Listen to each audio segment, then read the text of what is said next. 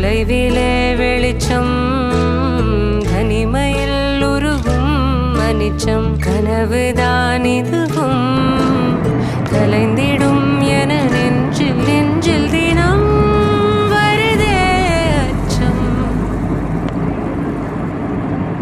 மேகதூதம் பாட வேண்டும் ஏனி மீது சாரல் வேண்டும் காளிதாசன் காண வேண்டும் வானவில் வரும்